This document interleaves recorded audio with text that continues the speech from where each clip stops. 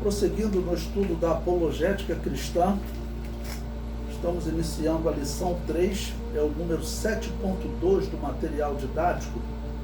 O título é Evidências do Valor Científico da Bíblia.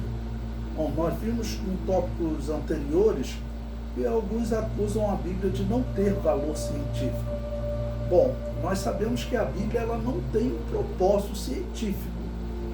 E o propósito da Bíblia é que a humanidade conheça o plano da salvação de Deus. Esse é o propósito da Bíblia. Mas a Bíblia tem valor científico, a Bíblia tem valor histórico, né? Nós acreditamos que a história verdadeiramente dita, ela começou no tempo que a Bíblia indica. A Bíblia indica que o Adão, o primeiro homem, foi criado há cerca de 6.000 anos e a história confirma que a primeira civilização nasceu há 5.300 anos atrás. Então isso são evidências do valor científico da Bíblia. E aqui eu vou citar outros exemplos para vocês. Eu vou apresentar aqui 7 evidências do valor científico da Bíblia. Tá, ok? O primeiro, a circuncisão.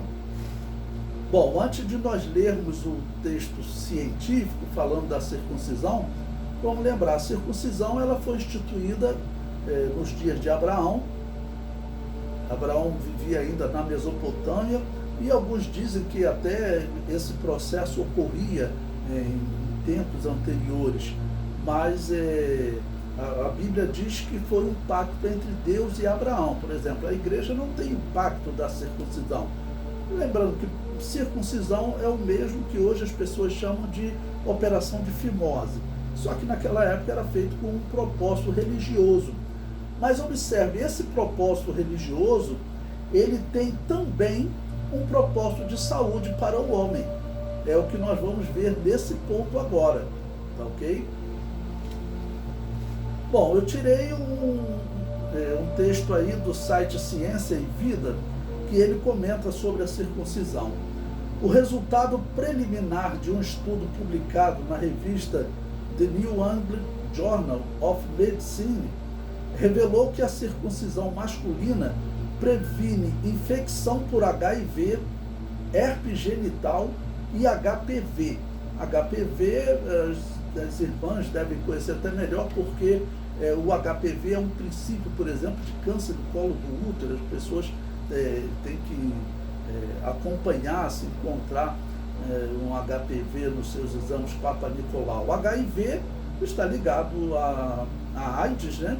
Ok? E até a herpes genital, tá bom?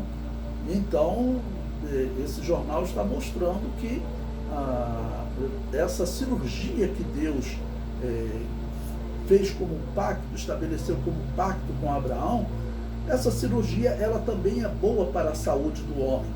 É uma coisa que eu não coloquei aqui nesse livro, mas aí eu vou contar uma experiência pessoal para vocês. Eu trabalhei no Instituto Nacional do Câncer e lá eu me dedicava ao câncer de colo do útero e câncer de mama. Eu era analista de sistema, fazia sistemas para o tratamento de câncer de colo do útero e mama, com esses programas de saúde. Mas também eu via outros cânceres, né?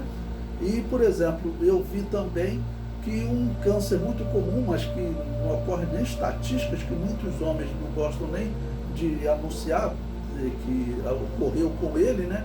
É o câncer de pênis, né? Então nós víamos as cirurgias no computador, era um número grande de cirurgias, e os médicos diziam, é inacreditável, mas o câncer do pênis, a grande maioria dos casos é por falta de higiene, né? E nesse caso a circuncisão também ajuda na higiene do pênis, ou seja, evita câncer no pênis, ok? Então a circuncisão ela é também, vamos dizer, benéfica para a saúde do homem. Muitas coisas que Deus estabeleceu no Antigo Testamento eram benéficas para a saúde do homem. Por exemplo, a carne de porco era um pacto entre Deus e Israel.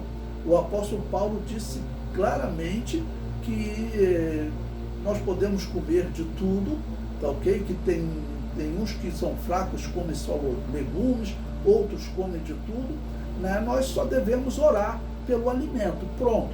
Agora, em Israel, eles não deveriam comer carne de porco. E aí hoje é sabido o grande risco que o ser humano corre quando ele ingere carne de porco, principalmente quando se faz, como se faz nesses churrascos aí, a carne mal passada. As pessoas gostam da carne mal passada.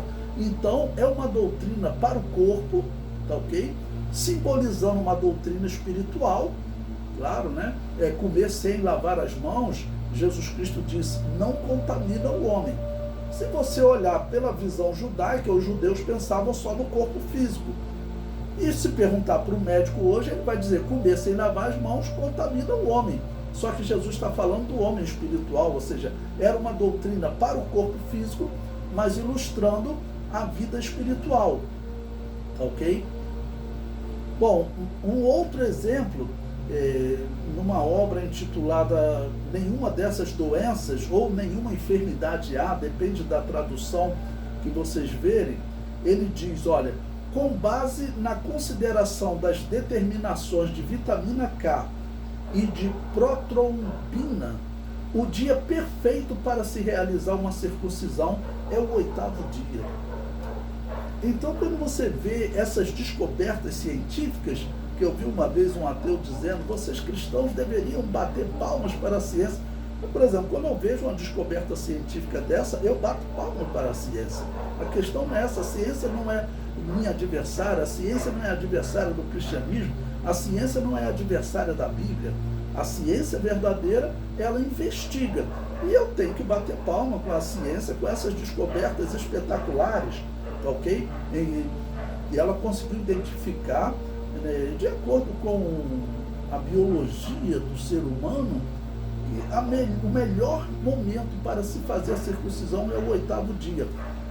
Eu aplaudo a ciência, mas depois de aplaudir a ciência, vamos questionar, não os cientistas que descobriram que o melhor dia para realizar a circuncisão é o 8º dia, mas aqueles outros cientistas que às vezes são biólogos também, são físicos, não importa, aqueles outros cientistas que dizem que isso tudo é obra do acaso.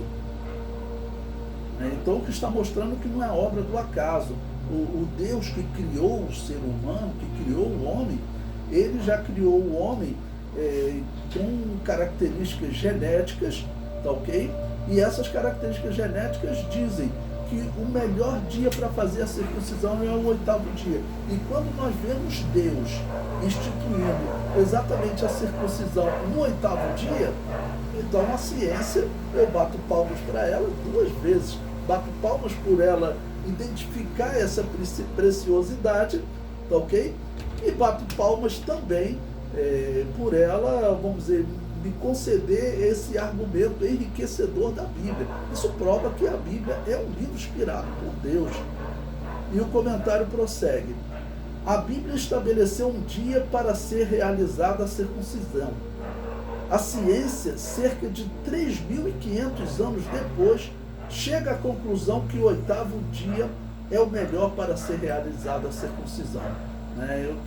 Esse período, essa é uma descoberta que me serve de testemunho para a Bíblia.